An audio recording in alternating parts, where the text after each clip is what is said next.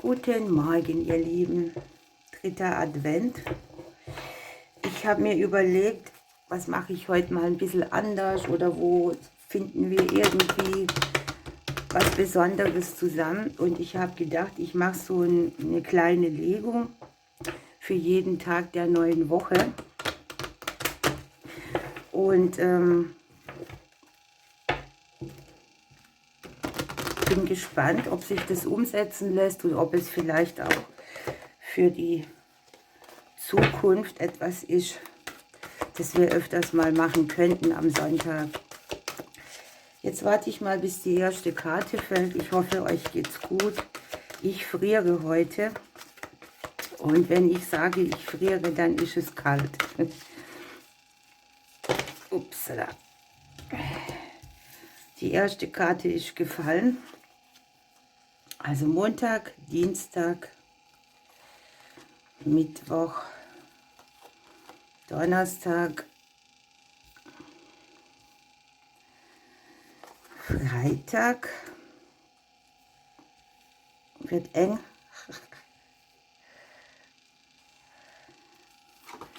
Samstag und Sonntag. Unterm Deck haben wir noch das Thema Konzentration.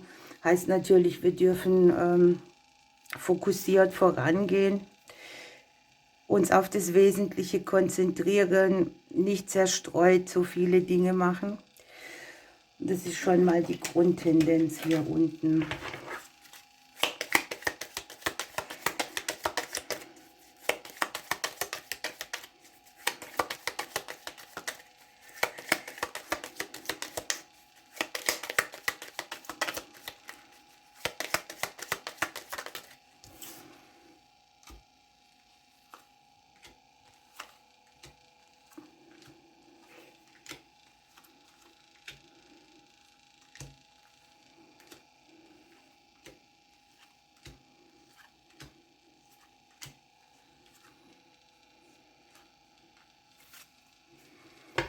Ja, hier unten haben wir ein bisschen Zündstoff. Das Klären von Streits oder Konflikten oder Diskussionen oder auch, dass es etwas bringt, wenn du für dich einstehst, so als Impuls für die nächste Woche. Dann nehmen wir noch so einen Engel und eine Blume.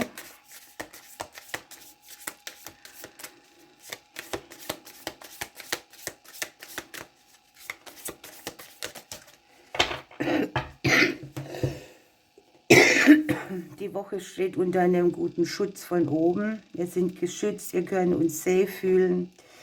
Und hier haben wir ein bisschen Wiederqualität dabei, ne?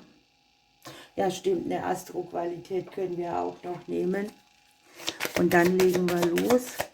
Den Engel und die Blume ziehe ich dann zuletzt wegen dem Platz. Ups. Ja, es kann sein, dass uns hier eine Woche vom großen Glück bereitsteht, aber leider haben wir unterm Deck noch ein bisschen Verwundung und Schmerz. Hier die Konflikte, ne? Irgendetwas kocht vielleicht in uns hoch, wo wir uns ungeschützt fühlen, aber denkt dran, da wo der Schutz ist, da kann die Verwundung noch so groß sein oder der Schmerz. Das Gefühl der Sicherheit wird hier stärker sein als der Schmerz. Manchmal ist es halt so, man wird an etwas erinnert oder man empfindet etwas besonders. Und an sich mit dem großen Glück, mit der Expansion und dem Erfolg kann ja nichts mehr schief gehen. Jetzt gucken wir mal, was ich hier habe. Das ist gleich mal bestens. Hier haben wir das große Geld liegen, die gute Finanzqualität, das seelische Hoch, aber auch für den Montag so ein bisschen die Dinge, da ist man am Lernen, da denkt man über Dinge nach. Möglicherweise, ne, wir haben hier Verwundung, das seelische Hoch dagegen spricht natürlich davon, dass es uns gut geht oder dass wir vielleicht auch diesen Lernfaktor haben, das Ganze nicht so an uns ranzulassen, was uns runterzieht. Hier passt es zu Jupiter wunderbar, ne? Es ist einfach eine super Geldqualität auch mit dabei. Möglicherweise eine größere Lernphase, die ansteht, oder auch ein Wissen, das man benötigt. Möglicherweise entscheidet der ein oder andere, sich mal mit irgendetwas auseinanderzusetzen, was er gern lernen würde. Ein Hobby, eine interessante Sache.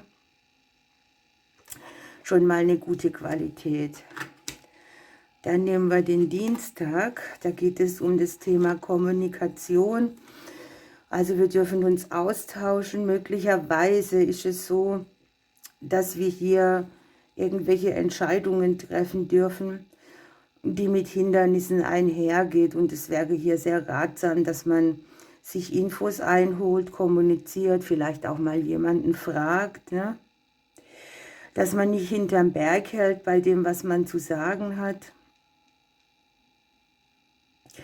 Und dass es an sich vielleicht auch so ist, dass Kommunikation mit Hindernissen abläuft. Auch das kann mal sein, ne? Er erwartet eine Antwort oder eine Zusage oder irgendetwas und es läuft nicht flüssig. Vielleicht ist es nicht der beste Tag, Entscheidungen zu treffen, sondern erst noch so ein bisschen überlegen, wie kann es freier gehen. Am Mittwoch haben wir die Meditation.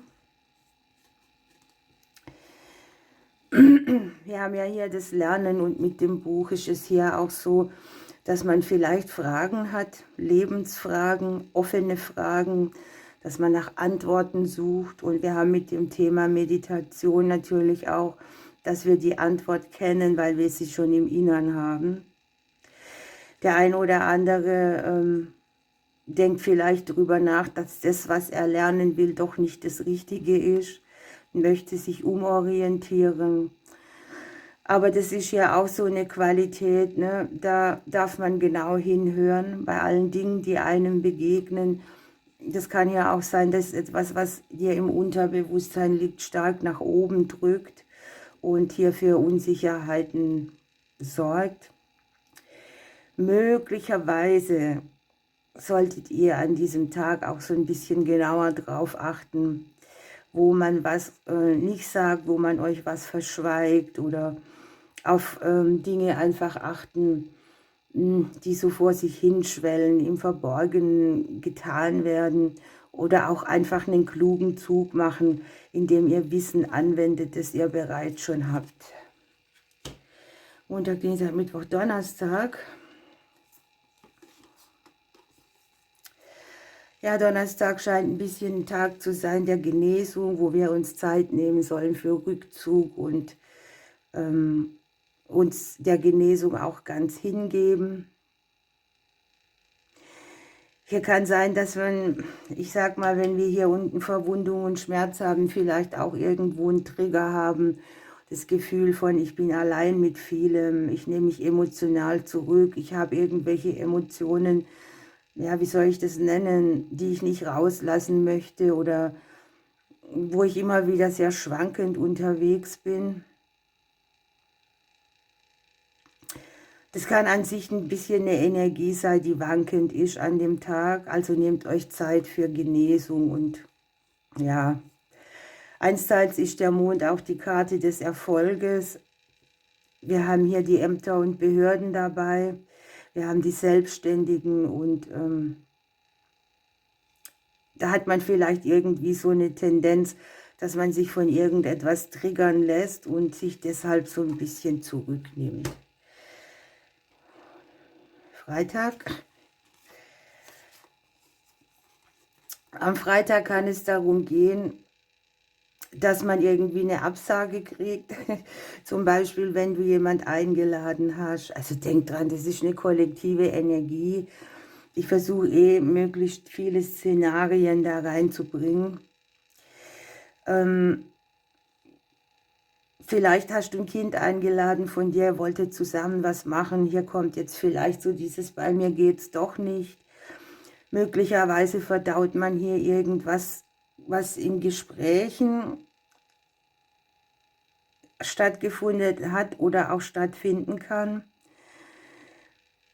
Möglicherweise nehmen hier die Kinder Kontakt zu euch auf, um irgendetwas mit euch zu teilen.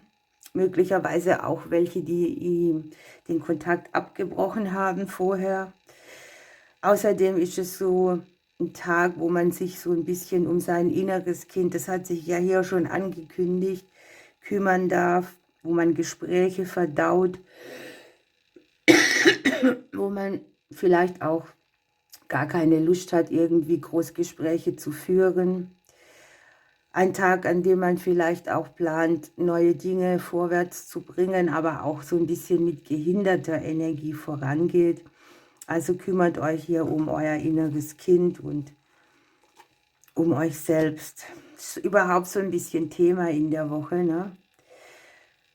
Mit dem Lernfaktor hier und der Seele, die möchte, dass es gut geht, gleich am Montag, dass wir aus den Vollen schöpfen, dass wir uns geschützt fühlen, zieht sich das so ein bisschen mit durch.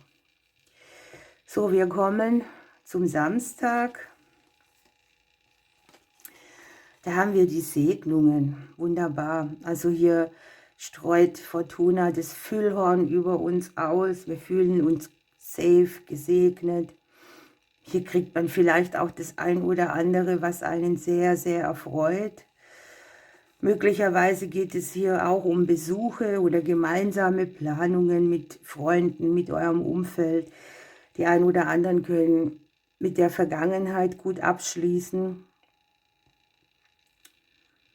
Die Segnungen, die hier kommen, sehen so aus, als dass sie auch, wie soll ich das ausdrücken, auf längere Zeit was mitbringen, was die eigene Größe und das Vertrauen sehr stärkt. Okay, dann am Sonntag, das wäre dann der 24. Das wäre Heiligabend. Da haben wir das Gleichgewicht, also lasst euch nicht aus dem Tritt bringen bei den Weihnachtsvorbereitungen.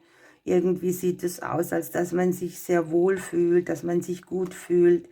Ein Gefühl der Sicherheit, eure Beziehungen, euer Umfeld, alles, was Verbindung aufnimmt mit euch oder das um euch rum ist, fühlt sich hier ganz getragen an irgendwie, ne?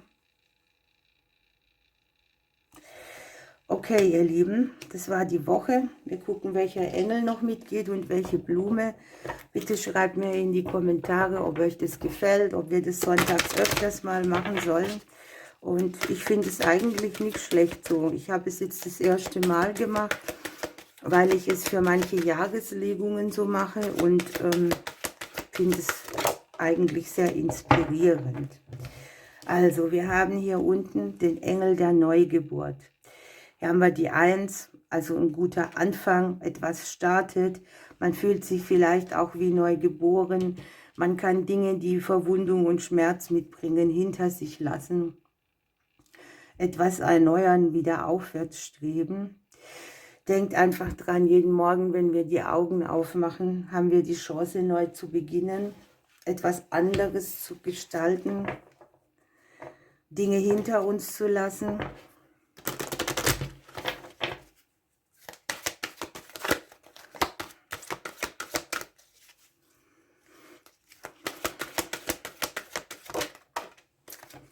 Und wir haben hier die Eberesche.